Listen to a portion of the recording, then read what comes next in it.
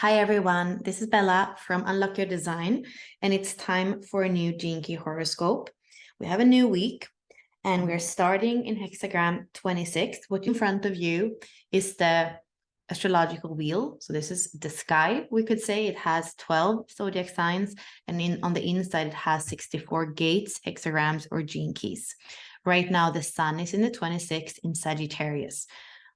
On the other side, we have the Earth in the 45 in Gemini. So this is going to be very important in the beginning of the week. And then the sun is going to move on into 11, and it's going to have the same opposition between the 11 and the 12th. And I just wanted to show you. So we have the 26, we call it the hypnotist archetype. It is called the gate of the egoist in human design. It's called the taming power of the great in the I Ching. And in the gene keys, it goes from the shadow of pride to the city of invincibility through the pathway of artfulness. When it comes to the 11, we call it the archetype, the idealist. And this is the gate of ideas. In the I Ching, it's the hexagram of peace. In the gene keys, it goes from the shadow of obscurity to the city of light through the gift of idealism. And you can see the dark and the light here in Nadine's painting. And you also see that the trigrams we have is receptive earth over creative heaven. So it's the dark and the light. We have that Gene Key 1 and Gene Key 2 making up Gene Key 11. And even for the 26, we can see we have creative heaven on the bottom, and then we have still mountain on the top. So the first Gene Key energy and the 52 creating the 26. That's a little bit of an intro. Going back to the chart, let's look at some of the themes from an astrological standpoint this week. I would say is a week of detox where we can let go of some old belief system. There might be some illusions that need to crack so that we can see the truth more clearly, or whatever we thought was the truth before. There could be some flexibility with that. We have a lot of mutable energy, so things can shift and change so that you can step into your power more. You can see here there's a communication as the week is starting with the moon in Leo, which is a fire sign, with Chiron here in another fire sign, Aries. And Aries in the 21st gene key for a long time has asked us to step up to our authority, to not try to control or micromanage things. And you can see the moon here going through these gates of leadership in Leo is speaking about self-empowerment, stepping up to our leadership, daring to stand on the stage. And you're going to see as well, it's not something that we really celebrate in the States, but in Europe, and especially in Sweden, Saint Lucie is a very important thing to celebrate, which is the 13th of December. You're going to see that day as well, where we are remembering everybody who was burned at stake because they spoke their truth, because they were shining their light.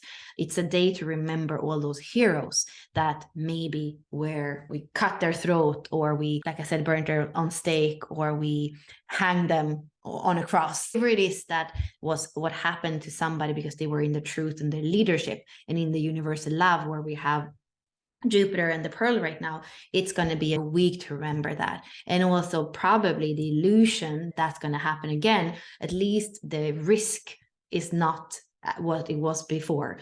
If we just think about the witch hunts and these things, like today there is more of a possibility to speak our truth, and maybe at least find the communities where we can do that. A week of stepping up, but also a week of detox. We have the South Node in Scorpio, the North Node here in Taurus, and it's going to be important to let go of some of these murky waters where there can be cell memories or emotional memories of betrayal, of disappointment, of all these things that are still keeping us down. We are seeing here in Taurus, it is a energy of light. It comes to us when the winter is over and it says there's new life, and life is beautiful and life is sensual, and use your senses and have pleasure. And that's where the North Node is right now. And with Uranus here as well, there can actually be some sudden positive shifts that happen here.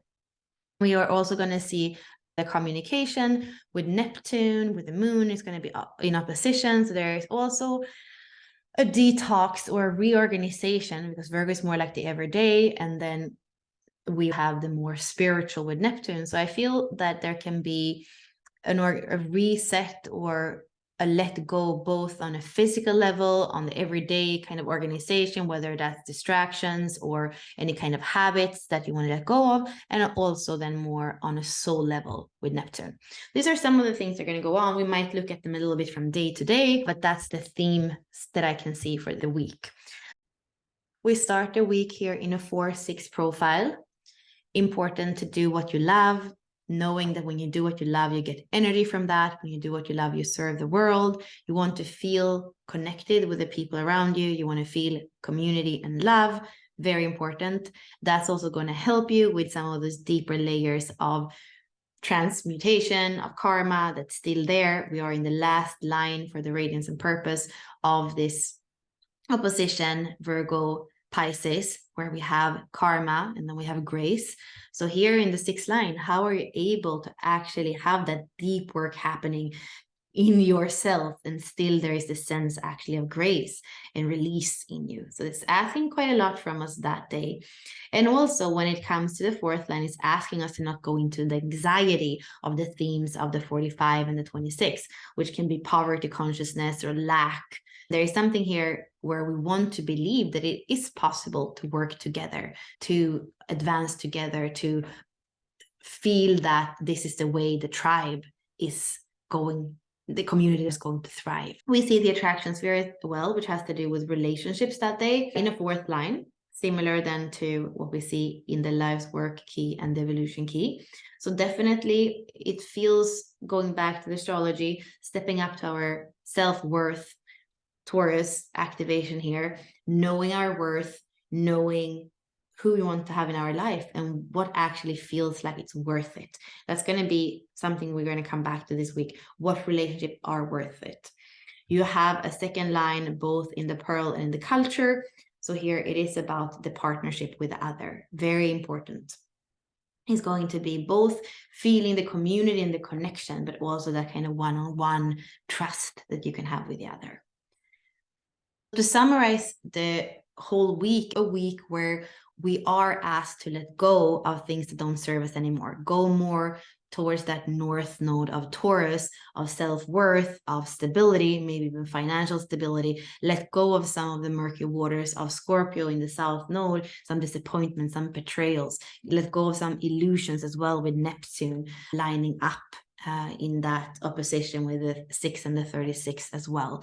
And then what's worth fighting for? Not all things are worth fighting for. Some relationships we need to set boundaries, or we need to move on to be able again to embody more of that Chiron energy, the 21st gene key, stepping up into authority, not trying to micromanage, but actually stepping up into our own individuality and penetrating the world as who we are, based on our own heart and our own adventure, not based on hunger, which is the theme that's been with us now for the 2 last weeks, with both Mars activations in the 35, finding our own adventure at the same time as we're allowing that inner work to peel the layers so we can become more of who we really are. Thank you so much, and bye for now.